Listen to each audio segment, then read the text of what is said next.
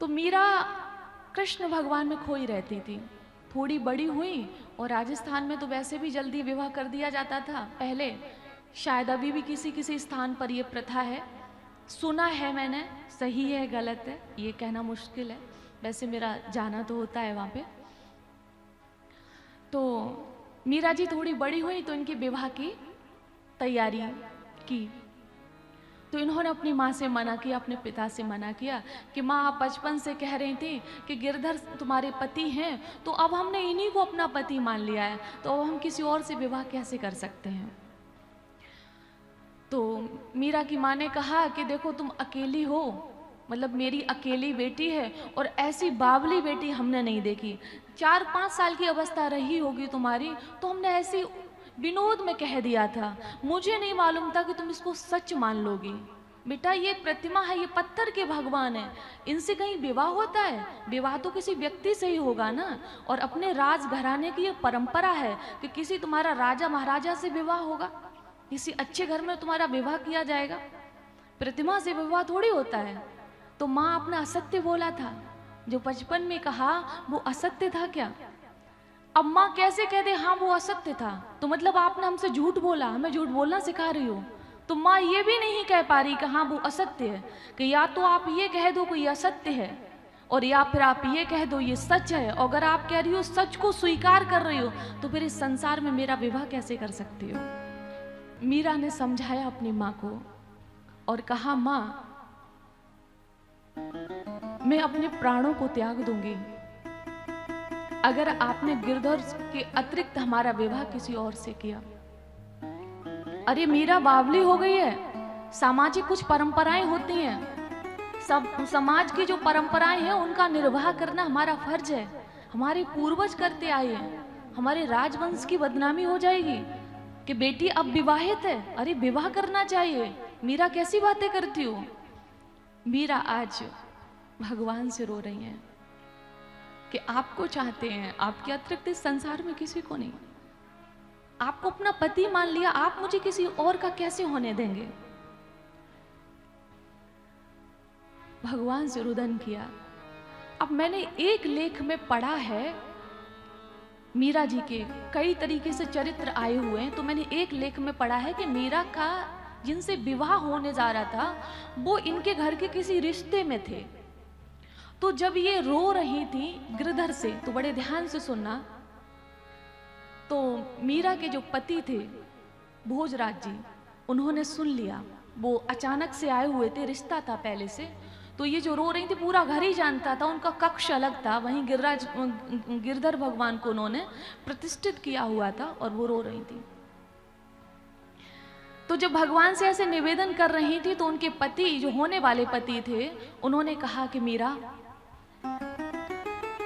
कहीं न कहीं हम दोनों का ही परिवार समाज की बेड़ियों से जकड़ा हुआ है, सामाजिक परंपराओं में बंधा हुआ है, और अगर बेटी का विवाह नहीं होता है तो आज का समय ऐसा भी है, उस समय की बात कर रही हूं, तो लोग घरों का पानी पीना भी पसंद नहीं करते हैं, तो हमारे कुलों की बदनामी हो जाएगी। लेकिन एक तुम्हें वचन जरूर देते हैं कि मैं नहीं करूंगा तो तुम्हारा विवाह तो तुम्हारा परिवार करेगा, तो इसलिए तुम विवाह मुझसे कर लो। लेकिन एक तुम्हें मैं वचन देता हूं, क्या? कि संसार को पता होगा कि तुम्हारा विवाह हमसे हुआ है, लेकिन हमको पता होगा कि तुम्हारा विवाह गिरधर से हुआ है।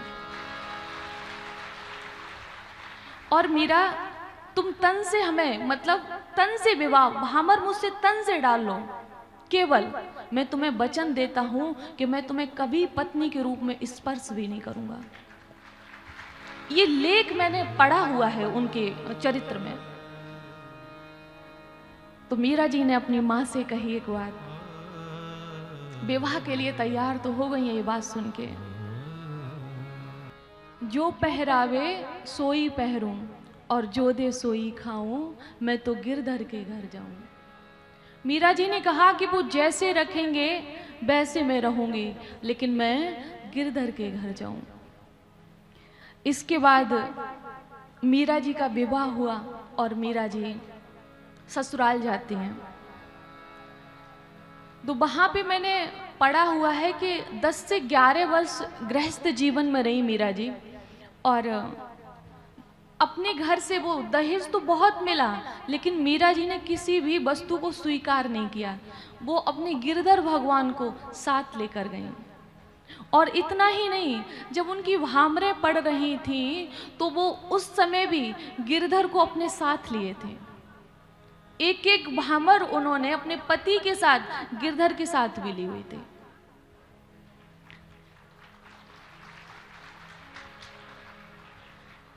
तो मीरा जी अपनी ससुराल पहुंची और वहां पे पहुंच के 10 से 11 वर्ष गृहस्थ जीवन में रही। और देववश उनके पति की मृत्यु हो गई। सत्संग की आदत तो उनकी छूटती नहीं थी। संतों के साथ बैठना, भजन करना, भगवान को पदों से, गीतों से रिझाना, ये आदत तो उनकी छूट नहीं रही थी। इससे उनका परिवार विरोध करता था।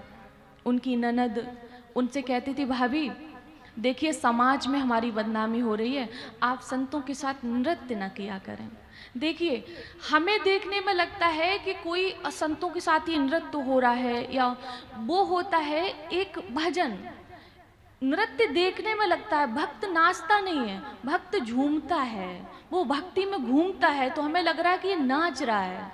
ये नाचता नहीं है, भक्त झूमता है, क्योंकि वो अपने प्रियतम के प्रेम में होता है। और प्रेम में तो व्यक्ति आंखें बंद कर लेता है, और फिर उसके बाद उसके साथ क्या होता है या तो वो जानता है या फिर भगवान जानता है। तो मीरा जी ने कहा कि मेरो तो गिरधर गोपाल दूसरो न कोई, जाके सिर मोर मुकुट मेरो पति सोए, संतन संग बैठ बैठ लोक लाज खोई। संतन संग बैठ बैठ लोक लाज खोई। अब लोक लाज खो चुकी है।